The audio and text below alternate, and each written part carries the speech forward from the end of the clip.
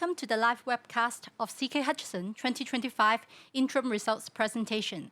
Our speakers today are Mr. Frank Sixt, Group Co-Managing Director and Group Finance Director of CK Hutchison, Mr. Dominic Lai, Group Co-Managing Director of CK Hutchison and Chairman of AS Watson Group, and Mr. Kwan Cheung, Group Chief Financial Officer of CK Hutchison. During the presentation, please feel free to put down your question in the chat box, which is at the lower right-hand side of the screen. The Q&A session will follow the presentation. Before I hand over to Frank, please also pay attention to our disclaimer, which you can find on page 2 of the presentation. We can start now. Good. Well, thank you, and welcome everybody to this interim results announcement. I'll go straight into it. We'll go to slide 3. Now, these are the high-level financial highlights. Of course, these are the reported numbers, so they are on a post-IFRS 16 basis. As we get into the rest of the presentation, it's usually presented in pre-IFRS format, right? Basically because we think that's a better view from management's point of view to see through to the underlying performance of our businesses. So if I can start on the left, you see that revenues are up a healthy amount, 8 billion plus. Having said that, fully 1.3 billion of that is due to forex movements that were favorable, but it's still a good performance. If we go over to net earnings, right, that's the headline number is of course the strong growth in underlying net earnings. And again, I will, as we go through this, point out why it's a very, very nice number for the first half, but when you look through it and you understand it and you correlate it to cash generation and so on, it's still a good number, but it's not quite as terrific as double-digit growth would sort of imply. And then, of course, as we go through this whole presentation, you have to look at the reported number, which takes account of a rather complex non-cash write-down impact or loss impact coming from the 3 UK merger, which Kwan will be able to way better than I describe to you as we go through this. EPS obviously reflects on a reported basis and on an underlying basis exactly the net earnings, and we've pitched the dividend at 71 cents a share. That is an increase of 3.2%, which I hope you'll agree with me is a reasonably and rationally thought through decision by our board earlier on today by the time we get through this presentation. So if we can go to the next page, these financial highlights and the rest, as I say, are in pre-IFRS 16 view, which is why the numbers are a little bit different. You first look at EBITDA, and there you've got a healthy underlying increase. It's around 3.7 billion, but again, about 13% of that, so a couple of points of that are due to forex movements, which were largely in our favor, largely from sterling and from euros during the period compared to the first half of last year. Same observation for EBIT, right? And again, there about 13% of the movement on an underlying basis is attributable to strong GBPs, strong sterling and strong euros. Operating free cash flow, you'll see, is up by 2.1 billion compared to the first half of last year, which is an 11% growth, but we will be parsing operating free cash flow and free cash flow very closely in the coming slides, and you'll understand that what happened in the first half does not necessarily reflect what can be anticipated in the second half. And of course, we are taking, as the chairman's statement outlook points out, a very conservative and cautious approach to the second half, given everything that's going on in the world. The good news is, of course, particularly with the cash inflow from the UK merger, right, our net debt ratio has declined quite a bit from 17% at the end of the first half last year down to 14.7%. It was 16.2% right at year end. So the ship is solid from a debt to capital point of view. If I move to the next page where we look at EBITDA, A couple of observations. I mean, first on the pie charts on the left, I think the thing that stands out is the declining contribution from finance and investment compared to last year, right? But also, you notice that Hong Kong has shrunk from 3%, if you remember the end of last year, to 2%. Right? So Hong Kong and China combined 5%. The decline in Hong Kong, Dominic will be talking about. Park and Shop, I think, is looking a little bit better, but we've had some travails with Watsons, and Dominic will be dealing with that later on.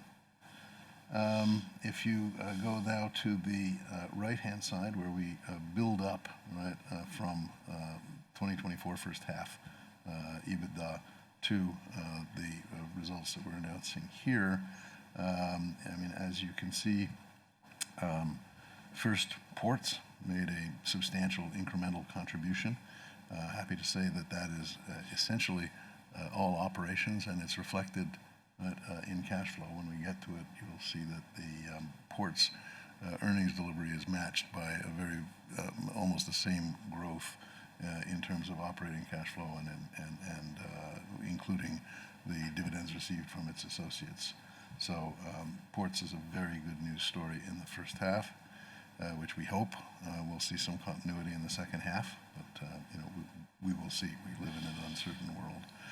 Retail, very good contribution, and again, that's an almost remarkable performance from almost everything except the health and beauty business in the mainland, which Dominic will be talking about in more detail. Infrastructure, again, you know, good growth in EBITDA contribution coming from everything from power assets to UK power networks to the new stuff that we acquired in the second half of last year, like Phoenix Energy and so on. And so that's good, solid stuff. So we're very pleased. Obviously, infrastructure make their own announcements, so they will have provided the market with quite a bit more detail than we have in this presentation. The CKH Group Telecom, again, I mean, looks very good. I mean, it looks like a roughly 9% gain before Forex, so that's a billion Hong Kong dollars. The thing to bear in mind is that is a little bit skewed because it includes, at the CKH Group Telecom group level, right, fairly hefty gains that we made in treasury, right? So basically 60% of that is treasury gains. The rest is real, is improved operations in the UK, to some extent in Italy, in Sweden, in Denmark, in Ireland. In fact, everything is somewhat improved except Austria, if I'm remembering right. But you know, we shouldn't get carried away with what looks like such a high growth rate in EBITDA contribution, because you don't get to make a lot of profits buying back bonds every day, and we bought back the ones that would give us those profits in the first half. The disappointment, right, of course, is finance and investments, and we'll be going through that in more detail when we look at operating free cash flow and free cash flow. But the main drivers are, of course, Cenovus was a major underperformer, right, in the first half compared to the first half of last year, and that correlates to their own reported results, commodity prices, and the amount of downtime that they had in any of a number of their upstream and downstream facilities relating to turnaround, legitimate maintenance, right? But it's still bid into the first half for Cenovus. We also are continuing to bear some losses out of things like the Mariano Group, even TPG in Australia, although in Australian dollars it probably looks better when you look at the Australian figures, but when you look at our figures it looks partly worse because of the decline in the Australian dollar over the period. Right, so TPG was a lesser contributor from our point of view. We did have one gain in there from the disposition, right, by Hutchison Whampoa's China division, right, of an interest in an asset that HUTCHMED had, Shanghai Pharmaceuticals, right? So that's kind of, it's recurring in one sense, but it's also all in the first half, not spread into the second half. So you're starting to see some of the reasons why I think we need to be cautious about the outlook for the second half against the strength of the performance in the first half. If we move to operating free cash flow, again, same thing, wonderful headline, right? 21.8 billion, up 11%. You find right away that when you look at cash flow, finance and investment is way down, right? Down 7 points, right? It was 14% of the group's cash flow in the first half of last year, and this year it's 7%. And the pickups are in infrastructure and in telecoms. And one thing that you'll see as we go through the equation to the right is that it's a $2.1 billion increase, right, over the first half of last year. Almost all of that correlates to lower capex and investment, and that's in CKH Group Telecom, right, where capex was significantly down, and it's also right in the investment side because CKI made the investment in Phoenix Energy, in the first half of last year. I think I misspoke before and put it in the second half, but it was in the first half. So other than that, right, operating free cash flow overall is a bit line ball. If you go through it, right, ports is great. The performance, right, in cash terms, in operating cash flow terms, definitely matches whether you're looking at the contribution in subsidiaries or you're looking at the dividends received from associates. It matches the underlying operating performance, which was very, very strong. And capex was about line ball, right, with last year. When you look at retail, again, I mean, it is fundamentally operating performance, a little bit less in terms of dividends from our associated companies, but very strong nonetheless, and a very, very conservative capex, so less than in the first half of last year. Again, you look at infrastructure, I really already talked about it. The big swing factor is the difference in investments. So Phoenix Energy in the first half of last year, nothing similar in the first half of this year. You look at CKH Group Telecom, and I think we'll be going through that in much more detail. But again, I point out that we shouldn't be confused by the headline number, right? Some of it, regardless of the fact that it's recurring because it's a treasury operation, is nevertheless stacked into the first half and won't probably recur in the second half. Lastly, finance and investment, as I said, really quite burdened from an EBITDA point of view, and Kwan will take you through this. Interest income was lower, right, than in the first half of 2024. Mariano loss was quite a bit higher than in the first half of last year. And then, of course, with Synovus, a much lower contribution. TPG, right, also a little bit lower. IOH, we're missing the dividend, so it looks worse than it is. The dividend actually will be, I think, was paid in July. That's right.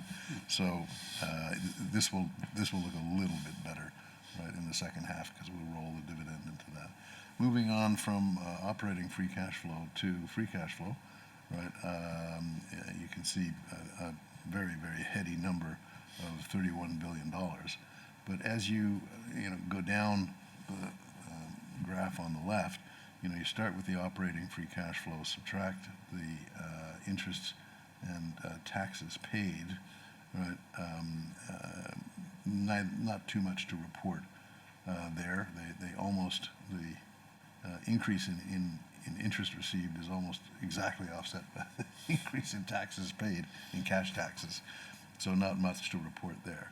On the other hand, when you get to working capital, right, that positive movement is very important to understand, and we'll go into that when you look at the waterfall diagram on the right. But it does include a very substantial element of exchange impact. One of the things that major forex movements do, if you have a lot of assets, for example, and we do in sterling and in euros, and they're in businesses that have lots of inventories or have lots of receivables, the sheer movement of foreign exchange right, will result in a very, very significant positive movement, right, in terms of working capital. And of course, it's unsafe to assume that you have that same kind of movement by comparison to last year when we start looking at the second half, or we look at the full year. So if we go to the diagram on the right, as you can see, although we got down to 16.1 billion, right, this year of recurring earnings, right, smack in the middle, you can see the year-on-year exchange, right, impact, right, on working capital. That was about 5 billion positive this year, and last year at the same time was about 2 billion negative. So that's where that 7 comes out. So you'll understand right away that if you don't assume, right, fair winds or foul winds, right, on a forex point of view in the second half, right, you're not going to look like 16.1 versus 8.9. You're going to look modestly up, of course, right, but because the underlying working capital changes at 795 just reflect very good working capital management, which I think the group continues to stay focused on and do a good job on. Right? But nevertheless, you should not expect it, right, to be as dramatically improved. And then, of course, you add to that the incoming proceeds, right, from the UK merger, and you have a very, very nice free cash flow profile for the half. So with that, I'm going to turn you over to Kwan, who's going to take you through how that all adds into our financial profile. Wow, thanks, Frank. And the group's financial profile remained very strong and definitely improved and benefited from the net proceeds we received on the UK merger. As the audience will see, our liquidity improved with total liquid assets as of June, totaling 137 billion, significantly up against the same period last year and also against year end. Net debt has reduced to 119 billion, and net debt to net total capital reduced to 14.7%, a very low number. You can see also from the table that the group's debt maturity profile is very well laddered, with no significant refinancing requirement needed in the remainder of 2025. The group's average cost of debt for the 6 months is reduced to 3.4%, directly in line with the drop in interest rates. And the group's financial profile, as I said, remains very robust. So without further ado, I shall hand over to Dominic to talk about ports. Okay, well, now you have heard from Frank and Kwan on the financial highlights, financial profile, and the overall financial position of the group. Now, I would like to start, by going into the individual businesses. So first, on slide 9, we look at the ports division. As Frank said, they are doing very well. In fact, the port division has delivered a very solid first half. Throughput increased 4% to 44 million TEUs, and that throughput growth was supported by a 7% increase in HPH Trust, a 3% growth in mainland China and other Hong Kong, a stable Europe, and a 5% increase in Asia and Australia.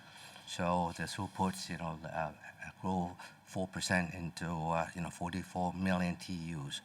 On EBITDA, you see it in the middle, EBITDA increased 10% in reported currency or 8% in local currency to 8.72 billion, with major contribution of 26% from Europe and 57% from Asia, Australia, and others, as you can see in the pie chart. So let's go into the lower chart, EBITDA year-on-year change. We can see the following. Starting from the left, HPH Trust, a 6% or 38 million increase, mainly attributed to good performance in our Yantian port, where throughput increased 13%. Next, for mainland China and other Hong Kong, we see, a 29 million or 8% decrease. This is due to mainly a non-recurrent one-time insurance claim in last year, 2024, which doesn't occur or recur this year. If we move further on the right, for Europe, EBITDA increased 20% or 375 million, This is mainly due to the increase in storage income in the UK, Rotterdam, and Barcelona. So, storage income now play, I would say a very meaningful role, in our ports P&L. Now for Asia, Australia, and others, EBITDA increased 12% or 514 million. This is mainly attributed, as I mentioned, increase in storage income in Mexico, and of course, good underlying performance in Pakistan, Panama, Thailand, and Middle East ports. So, all the ports are doing actually quite well operationally and also income-wise. For the corporate costs and other port-related services, we see a decrease, of 224 million, 224 million, predominantly due to, again, the non-recurrent one-off item in 2024. And of course, we are seeing increase in efficiency in operation. So, that's why it will bring down the corporate costs and other port-related service costs down. Looking ahead in the second half, despite volatile global trade and consumer demand, the port division is expected to deliver good earning growth in 2025 as a whole through organic growth, contribution from expanded facilities, because we have, for example, in Egypt, we have expanded facilities there, and of course, last but not least, cost efficiencies. So let's go to the next slide, slide 10, on retail. Okay, the retail division also, like port, have a solid first half, as Frank mentioned, and I'm going to share with you, some numbers as you can see on the chart. First, on store number, the retail division continues to carry out, the store expansion program, whereby in the first half, they opened 415 new stores and closed 355 underperforming stores. So as a result, there's a net gain, and then the store number increased 2% over last year and stood at 16,935 stores at the end of June, as you can see on the store number chart there. The store portfolio split is about 51-49 between Asia and Europe. It used to be 50-50, and then now, it's just a sway, just 1% point. On EBITDA, as you can see, on the center or the center right, EBITDA for the first half is about 8 billion Hong Kong dollars, a 12% increase over last year in reported currency. The EBITDA split is 27% from Asia and 73% from Europe, as you can see in the chart. Again, now let's move to the EBITDA waterfall chart, below, which shows the year-on-year EBITDA change of each subdivision. First, the Health and Beauty China. This division, Health and Beauty China, is under a lot of pressure as a result of subdued consumer spending and the business investing profit margin to promote sales, though that has an impact on the profitability and as measured by EBITDA. So you can see that in Health and Beauty China, we see a decrease of 133% and a hefty 53% decrease versus same period last year. Next, Asia, Health and Beauty Asia, EBITDA increased 163 million or 9%. And then this growth is primarily driven by good trading performance, particularly in the Philippines and Malaysia. For Western Europe, Health and Beauty Western Europe, EBITDA increased 174 million or 5%, as you can see, if we go from left to right. And then the increase in EBITDA in Western Europe is driven by good sales growth in the UK, represented by Superdrug and Savers brand, and also the Benelux countries under the Kruidvat brand. If we move right, again to the Health and Beauty Eastern Europe, the EBITDA increased by 25% or 334 million. The growth is predominantly attributed to the good trading performance in Rossmann, Poland, which actually make up a big proportion of the earnings in Eastern Europe. For other retail, which comprises our supermarket and electrical retail business in Hong Kong, as well as our manufacturing division, the EBITDA, combined has increased by 63%. So as Frank said, the supermarket business in Hong Kong is still under a lot of pressure because of competition, because of people moving on north to do the grocery. But I think the business has done a lot of things in terms of optimizing the store portfolio and reducing costs. So at least we can be competitive in some major items versus that's available in the mainland. Electrical business under the fortune name, they are doing well and then reported good growth, and then also manufacturing. So all in all, the underlying EBITDA of the retail division increased 8% to 7.69 billion, and with a favorable FX translation impact of 284 million, the EBITDA for the first half is about $8 billion. Looking into the second half of this year, like the port in the retail side, we expect the operation in Health and Beauty Europe and Health and Beauty Asia to maintain the growth momentum despite economic headwinds. At the same time, various initiatives are being implemented to improve the performance of Health and Beauty China and also Health and Beauty Hong Kong.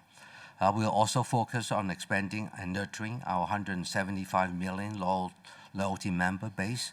And at the same time, we would continue to expand our physical store network portfolio, which has a very short capex payback period of less than 11 months. So the capex payback is fast, and then that we have plans to continue the store expansion programs.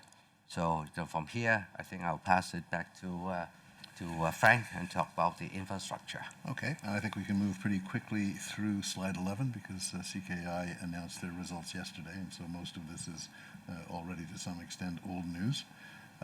You do notice on the upper left-hand side that the net debt to net total capital ratio did go up somewhat, right, in the half. That is going to come down in all likelihood in the second half as you see the completion of the sale of Evershort UK Rails, right, which in terms of enterprise value is around 28 plus billion Hong Kong dollars. So there's really no need to worry about debt increasing in CK Infrastructure. In fact, the war chest is getting stronger. And most importantly, they talk about this, and we always report it, the see-through net debt ratio. So if you go down to the asset level and you say how much leverage is there, right, against the underlying infrastructure assets, most of which are held in associated companies, the short answer is 49%, which by any measure in infrastructure investing world, right, is very low. That's why there's a single A stable rating, right, from S&P that remains very unchanged. Our regulatory resets this year have all been quite good, although in the water business, there are troubled waters in the water business in the UK, I think that's still in front of the CMA contesting the regulator's determination. But overall, there are no adverse resets. And I think looking forward, we don't particularly expect any adverse resets. We've had a couple of quite reasonable ones in Australia. There's a couple more coming in Australia. So, it's really steady on as it goes. As you can see, the reported NPAT, which is on a post-IFRS 16 basis, was up by 1%. Right, and EBITDA, right, was up about 6%, right, in local currencies, which is good. The result is that the company is very comfortable in maintaining its now very long established tradition of always increasing the dividend. This is probably the only company that I can think of, certainly in this part of the world, that has increased its dividend, right, every period, right, for the last 18 years since it started, right, in 2006. So On the next slide, I'm going to let Kwan, who will also be leading the CKH Group Telecom call later on this evening, take you through the fundamentals on telecoms. Okay, thanks, Frank. This slide shows the Free Group Europe, which actually is only focusing on the European opcos and doesn't include the head office CKHGT, CK Hutchison Group Telecoms. So you don't see the treasury gain that Frank's mentioned in the numbers.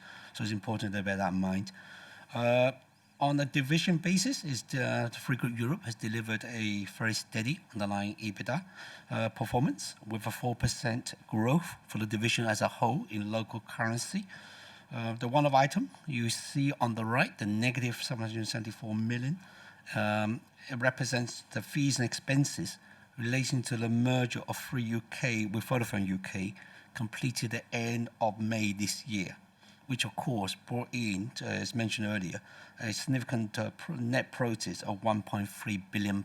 So the group and the team at Vodafone Free, the new merged entity, is of course working very hard and very focused to execute the investment plan and to deliver the plan's OPEX and CAPEX synergy targets. So that is something which we'll be focusing on and we'll be reporting on as we developed along the way. But the rest of the Free OpCo is not taking it easy either and is undergoing a comprehensive review exercise to identify major opportunities to increase productivity and reduce costs over the next 5 years. Again, I hope to give you more update on that as this develops over the course. If I can now turn over to the next page, this slide provides a lot more detailed information for each of the Free OpCos. And for UK, the numbers for 2025 represent 5 months of Free UK standalone results and 1 month of the group's share of the merged entities' results. For UK's underlying results, it is important to exclude the £75 million of merger-related expenses that's showing there. And underlying EBITDA, you can note, is actually 13% improvement year on year. I also like to highlight that the Free Sweden's results benefited from a foreign currency gain of Swedish krona 114 million on the translation of intercompany loan with Free Denmark. So that's flattering the results a little bit. However, even excluding that, Free Sweden is still delivering an improvement year on year. The only one to highlight, which is the one showing a little bit of red for the period, is Free Austria, which has, with the competition there, the competitive landscape has to have been affected in its gross margin. And you can see total margin has taken a 5% drop. Free Austria management team is working very hard on this, and we hope to see an improvement, hopefully as soon as the second half of this year. But this is something that is work in progress. And on that, I should now hand back to Frank. Okay, remains to cover what we call the other operations, which this is all stuff that you find in finance and investment rather than in the sector columns where they operate. The first on the left-hand side is Cenovus Energy. Difficult first half, as I mentioned before, and they've reported it and it's well absorbed by the marketing, but there was both lower commodity pricing overall and, of course, as I said, significant maintenance and turnaround activity, which won't be repeated in the second half. So I think that commodity prices, depending, they are set to hopefully look better in the second half than they did in the first half. The output of that from our point of view, is that the dividends were subdued. There was obviously no excess cash flow dividend to be distributed. They were slightly better than last year, but relatively small amounts and on a weaker Canadian dollar. So from a cash flow point of view, less of a contribution to CK Hutchison. Having said that, though, we do have a program of selling Cenovus stock to match the dilution impact, or the accretion impact, actually, of their ordinary course share buyback program. If you know North American companies, it's very, very common that shareholder returns are structured in part in dividends, but in a much larger part, particularly in a low price environment, right, in share buybacks, if it's very difficult for a major shareholder to participate, right, in a share buyback, right, by an issuer in Canada and the U.S. So the alternative is really just to match, right, the sales to the buybacks, which is what we have been doing. So that brought in, another 926 million, right, in proceeds, right, in the first half. So I don't want you to leave with the impression that Cenovus is, by any stretch of the imagination, not a good asset for us. It is a very good asset. It improved its credit profile a bit by redeeming some preferred shares, right, during the year, and as a result of that, it actually got a credit upgrade to Baa1, right, in March of this year. And as I say, the outlook looks reasonably positive for the second half, and we'll see what happens there. IOH, right, Indonesia, battling a very difficult market in the first quarter. Very much intensified competition, and then of course from our point of view, also a lower rupiah, right, year on year. So you put all of that together, and it was a weaker contribution to us. Having said that, their average revenue per user and the data usage that they're seeing are all very solid.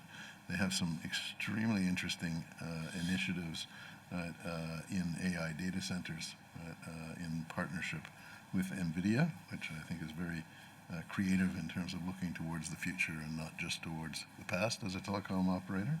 And they have increased their dividend payout. As I say, that's not reflected in the first half because it got paid in July, but they've taken the payout ratio up to 55%. So this is, again, a very good associated company.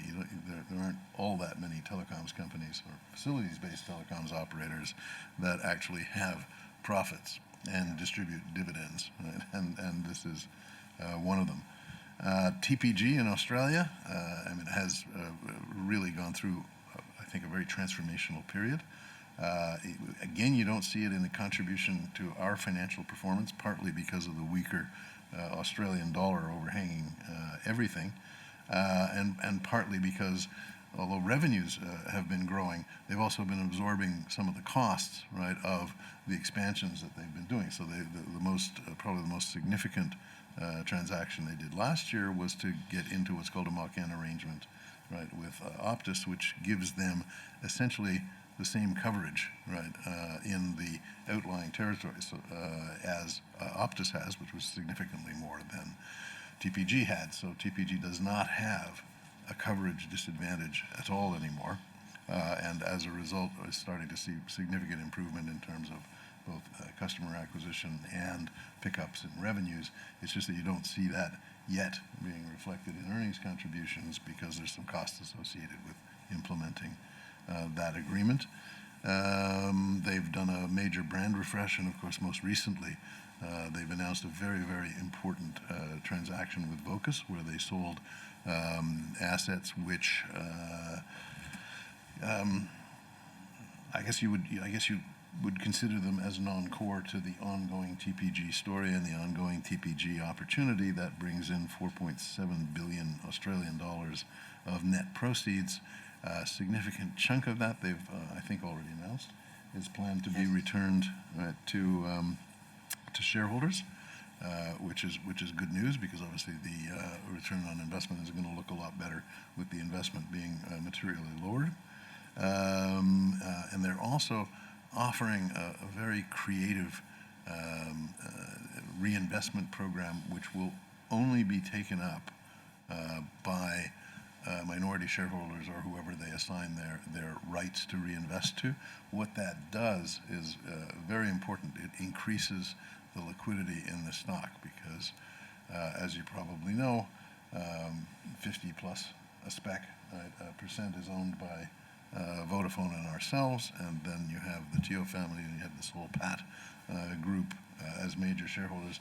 The company has too small a float, so they've used this opportunity, I think, very, very wisely to start moving down the path of expanding the float, which basically means that they should trade better because it's one of the reasons that they have not traded as well as they could is simply because there wasn't enough shares to buy, right, for significant players and institutional investors. Lastly, HUTCHMED. HUTCHMED made their own announcement a few weeks ago, and they did reset some guidance somewhat down from where it had been. That is not by any stretch of the imagination, a company disaster. Everybody knows on the commercial side of pharmaceutical sales in China that the government has changed a lot of the rules, and that has resulted in a level of instability which has resulted in a little bit less sales. It's not the end of the world. It will find its appropriate level. In the U.S., the U.S. government has insisted on lowering drug prices to I think public hospitals and a few other, I'm not quite sure what programs, but again, that's impacted on sales into the U.S. And then they had one operations related issue with not getting out to market a drug that they manufacture, which was expected to start contributing in the second half and will be delayed by, I'm not quite sure, a year. They announced it in their revised guidance. But on the plus side, I mean, this is one of the most cash-rich biopharm companies ever. So it has the ability to continue to grow quite aggressively, and with $1.4 billion US. So they're accelerating their own R&D, looking at potential complementary targets, and most interestingly, leading in terms of the antibody-targeted therapy conjugates, which is really a mouthful. They're quite fascinating because those target cancer medicines specifically to the patient's cancer by riding in effect on the behavior of their antibodies. And the distinction with HUTCHMED that is quite fascinating is that HUTCHMED's cancer drugs are almost all small molecule drugs. So they're not battleships, like chemotherapy usually is, and so on. They're very, very precise. So the ability to get them even more precisely to the target cancers looks really quite promising. That's in preclinical trials now. I think they have announced that. And we would expect clinical trials to start following quite shortly. So again, not the best half for HUTCHMED, but by no means is there anything to fret about in terms of the solid underlying value of that company. I'll take you last to slide 15, which is sustainability. I think in the interest of time, I will leave you to read it. The good news is we're just continuing to make progress, whether it's on emissions reductions. We're now in effect scope 1 and 2, 20% down against our 2020 baseline. That's real stuff.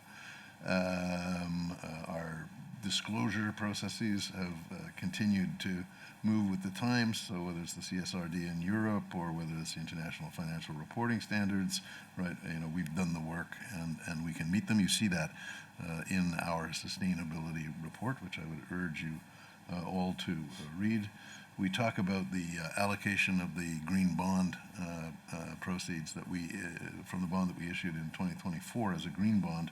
And you can see that we easily spend. In fact, I think our spend that would qualify as green spend this year overall is going to be in the area of $2.3 billion US out of our total group spending. So we are not on the back foot by any stretch of the imagination when it comes to sustainability, and that's reflected by and large in reasonably good ratings. We got Sustainalytics from when we started with them being a severe risk down to at least being a fairly steady medium risk.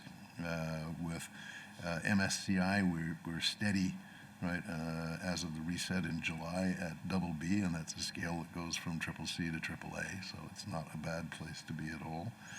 With ISS, we're a C+ on a scale that goes from D- to A+.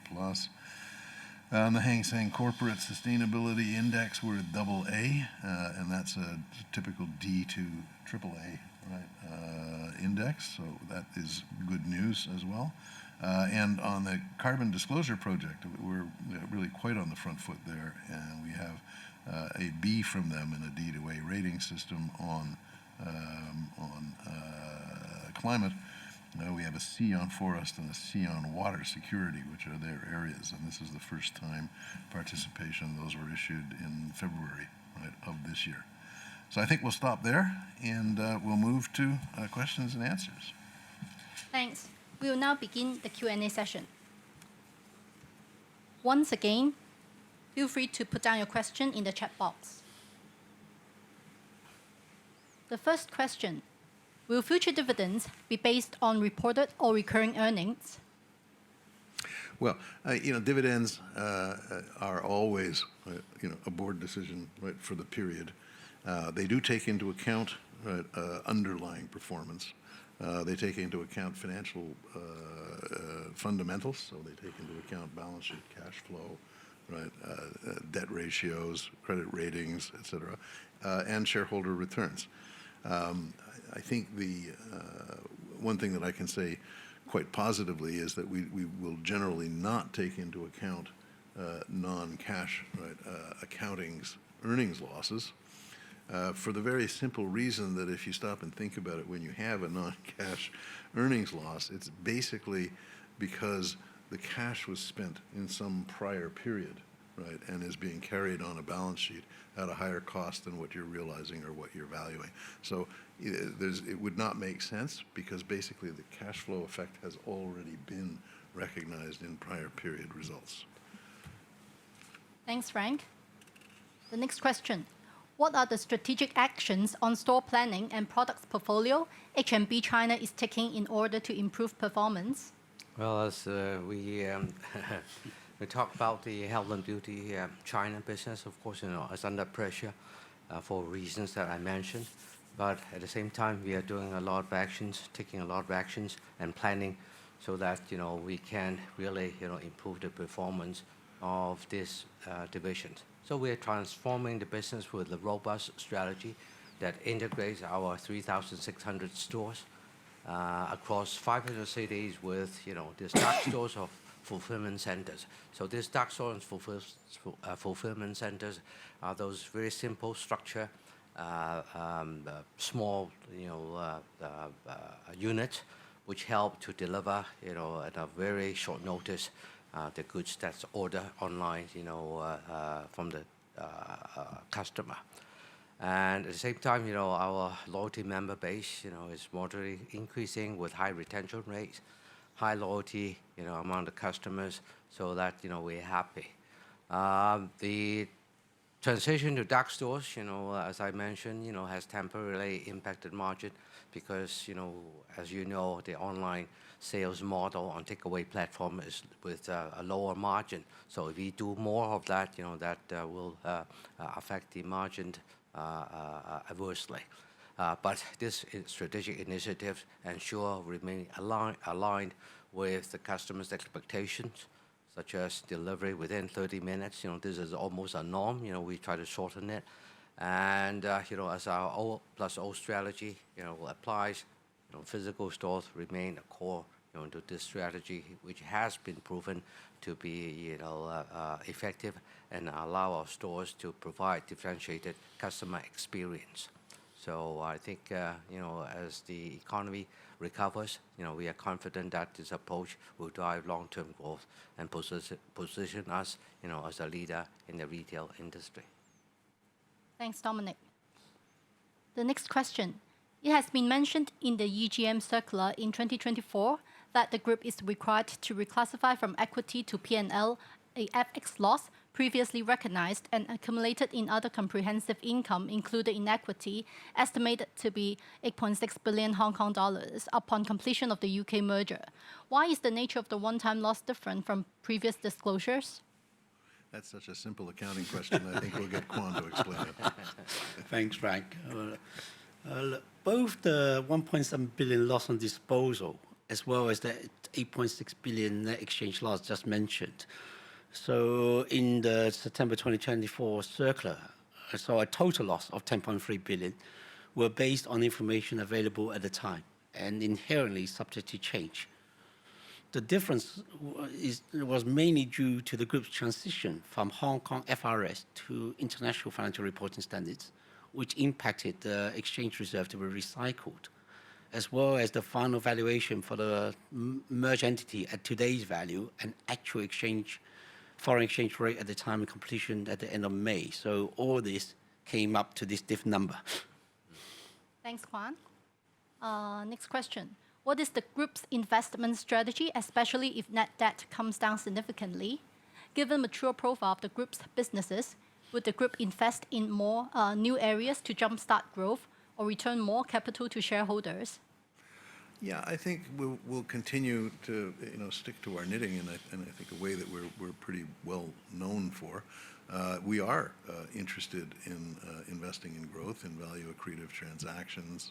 We've, I think, done quite a bit of that over the years, and we've I think overall managed to deploy capital in ways that deliver good returns on invested capital. We'll continue looking to do that. We will be staying close to our own businesses. I would say that most of the opportunities in new areas actually come out of our own businesses. If you look at the reinvestment profile going forward, for the infrastructure businesses, in the UK or in Australia or whatever, there's a tremendous opportunity at very attractive returns to continue to deploy capital into evolving needs. One of the reasons why the water industry is so controverted right now is, of course, because the infrastructure is old. There are more people. There's different weather patterns. Things need investment, and those investments attract very attractive returns. You see that CKI is in the frame on many significant potential investments. I'm sure they were talking about that yesterday. From time to time, we also divest of things that bring in cash that strengthen the war chest. On balance, it's always the same. We will be looking for accretive growth opportunities, largely emerging from our own businesses, but we'll always do it in a way that is consistent with our prudential financial profile and a cautious approach both to capex and to new investment and rigorous cash flow discipline, to maintain the strong financial profile that underpins all of our businesses. Thanks, Frank. The next question. Is regulatory or antitrust approval from China required for the proposed ports transaction? Sure. Look, a transaction of this scale, has implications for many states, and many regulators, and that includes China and the U.S., but also the UK, the EU, and several other countries. When we made our insider information filing on the 28th of July, we reiterated that we will not proceed with any deal that doesn't have the approval of all of the relevant authorities. Of course, with exclusivity having expired on the 27th of July, we are into a new stage of our deal, and that includes, as we have said, discussions with a major strategic Chinese investor. I believe that there is a reasonable chance that those discussions will lead to a deal that is good for all of the parties, ourselves included. And most importantly, that will be capable of being approved by all of the relevant authorities. Now, it is taking much longer than we had expected when we announced in March. But frankly, that's not particularly troublesome. The ports group are having a very good year. They're generating stronger earnings and cash flow than we had expected when we set this year's budget. And in any case, you need to understand that with a deal of this size and complexity, closing, which is the time at which you actually transfer the sold assets and you receive the purchase price, would not in any case, occur, this year, even if binding arrangements, are agreed, this year. And frankly, even if they had been agreed in the first half of this year. Okay, well, since I think a lot of you are very interested, and also it's a very important message that we want to pass to the market. so that I will repeat or translate what has been said in English so that our Chinese and Cantonese-speaking audience will understand. So 呢類規模嘅交易咧，對好多國家同埋監管機構咧，包括中國同埋美國以及英國、歐盟同埋其他國家咧，都有唔同嘅考量。我哋喺7月28日發出嘅內幕消息公告之中咧，已經重申喺未獲得所有相關監管機構同埋部門批准之前咧，我哋係唔會進行任何交易嘅。咁隨住獨家磋商嘅期喺7月27號屆滿咧，我哋而家已經進入交易嘅新階段。正如我哋所提到嘅，包括邀請嚟自中國內地嘅主要投資者加入進行討論。我深信呢啲討論有機會達成對所有相關方皆有大有裨益嘅交易，並希望獲得所有相關監管機構同埋部門嘅批准。咁當然啦，我哋呢個要啲時間做，咁所以就比我哋3月公佈時預期咧要花咗更長嘅時間。但係坦白講，我哋唔需要太擔心，因為港口集團正話好似我哋講即係用數字嚟證明咧，港口集團今年嘅表現非常出色，咁錄得嘅盈利咧同埋自由現金流咧，都比我哋預期嘅好。無論如何咧，對於呢類規模同埋複雜程度嘅交易咧，即使能夠喺年內達成即係具約束力嘅新協議咧，但係進行實際交易，亦都人哋有啲名詞叫交割咧，亦都應該唔會喺2025年發生，咁就係會推到出年嘅。咁所以我哋呢次咧就用廣東話交代清楚呢個信息。Thank you. Frank and Dominic. What are the uses of the 1.3 billion pounds of cash that CKHGT received from the merger? Okay, yes, Frank.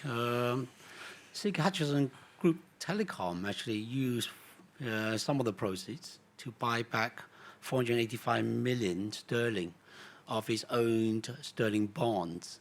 Now, clearly, the balance has further strengthened CK Hutchison Group Telecom's liquidity and financial profile. That offers flexibility for the group as well as for CK Hutchison Group Telecom to determine the best use of the liquidity to create the maximum value for both CK Hutchison as well as CK Hutchison Group Telecom, which clearly may include deleveraging by reducing the gross debt as CK Hutchison Group Telecom, keeping that as cash as a natural hedge for the outstanding sterling bonds, or repatriation for CK Hutchison, subject to, of course, our own promise to keep the leverage ratio to the 2.5 for other corporate usage. So, yeah, I think that's important. We've always said to the CKHGT stakeholders, or mainly bondholders, right, that we would maintain, effectively a mid-investment grade level, right, rating. Right now, net debt to net total capital in CKHGT is down below 2%. Right? So minimal. There's probably a good possibility that the repatriation option will be part of the picture, but there's no huge rush since it's a wholly owned subsidiary as we sit here today. Yeah. Thanks, Frank and Kwan. Next question. Are the real free draft determinations for NGN and WWU in line with CKI's expectations? Yeah, I think they will have discussed this yesterday, but yes, they are, right? And they reflect appropriately changes in parameters like interest rates and inflation rate assumptions and so on. So both of the gas companies will submit their revised proposal in August, and the final determination will be released by the end of the year, but we think that the outcome is going to be very satisfactory. Thanks, Frank. When do we expect to see the cost synergies from the UK merger? Well, I mean, I think some of them, particularly in the commercial area, start to come in relatively short order. For example, consolidation in the retail footprint, right? Combined marketing efforts, albeit under different brands, but with the same, if you want to think of it, right, back office and buying power and all the rest of it that goes with it. Consolidation of networks and IT stacks takes a little bit longer, right? But it will happen, right, over a relatively short period. That's all part of the undertakings to the CMA, right, and to the regulator, right, in the UK actually. And we expect that by the 5th year after completion, the combined business should be delivering operating cost and capital synergies of at a run rate of about 700 million pounds a year. The only thing that I would add is that some of the non-cost, right, synergies are delivered very, very early. You're seeing that already with the improved coverage that old Three customers and old Vodafone customers have just from the very preliminary network integration activity, which allows customers to use either network, whichever is best where they are. That relieves a lot of congestion on the or other not spots and all of that. So that's already happening. You can't really quantify it, but I think it is a significant enabler to make sure that Vodafone 3 stays the largest mobile operator in the UK. Thanks, Frank. What is the expected impact of Trump's reciprocal tariffs on HPH's operations? Well, may I take this question? Yes, please. Yeah, of course, President Trump's reciprocal tariff is attracting a lot of attention and discussion. Although I must say that the reciprocal tariff have not been finalized at this point. However, as far as our ports business is concerned, given the geographical diversification, we do not expect any significant impact on the overall volume, despite there may be different impact on the U.S. export volume of different countries, depending on what their final reciprocal tariff turn out to be. So it's still in flux. The volume of ports, generally quite stable. For example, I can say that, even during the COVID years, we have only a single-digit drop. This is a lends evidence, to the resilience of the operation. But I must warn that, other than the volume, the more concern is on the supply chain disruption. Because it happened a few years ago, that disrupt the trade. But we are the beneficiary in terms of increase in storage income, which we just mentioned. Storage income is becoming, I would say, a meaningful part of the P&L. So because if there's any disruption in the supply chain, the containers will stay longer in the yard, and then compensate for the drop in the throughput, under a downside scenario. Thanks, Dominic. Yes. I think I just add one thing to that, which is that the recent development with the new 90-day truce between China and the U.S. on trade, which expires on the 10th of November, is, I think probably a good augury for our ports business, because that falls right into the Christmas inventory goods, right, sort of shipment period between China and the U.S. So you might see some strengthening from that, which would be a good thing, not just for our business, but it would basically mean that the price of toys wouldn't go up so much in the U.S., and so kids will be happy and parents will be happy, which may have been part of the motivation for the deal. But anyway. Thanks, Frank. Next question. Can you help us walk through HMB China's sales performance in Q1 and Q2 for us to better understand the momentum in the first half? Yeah, again, on Health and Beauty China, I think there's a fair question to ask, because people, all of you, want to know about more, Health and Beauty China. So I think, the best way to describe, the sales performance in Q1 or in Q2 is to look at the comparable store sales growth. So in Q1, comparable sales growth was slightly positive, yet, we have a low single-digit decline in Q2. So Q1 positive, Q2 is slightly negative. And also, there has been a downward trend in average weekly sales and sales growth again the same period last year.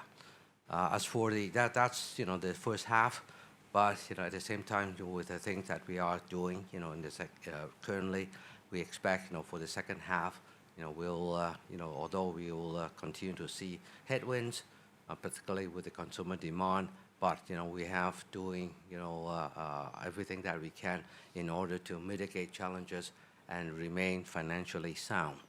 So, on the operation side, they're sharpening the value proposition, the product categories, and optimizing the store footprint. So they're doing a lot of things to really address, these, the challenges. Thank you. Thanks, Dominic. Next question. CKI is actively pursuing growth opportunities. What will be the geographical focus for CKI in terms of project M&As going forward? Will CKI consider to invest more in unregulated businesses rather than regulated ones going forward? Yeah, I'm sure CKI will have talked about this at their results announcement yesterday.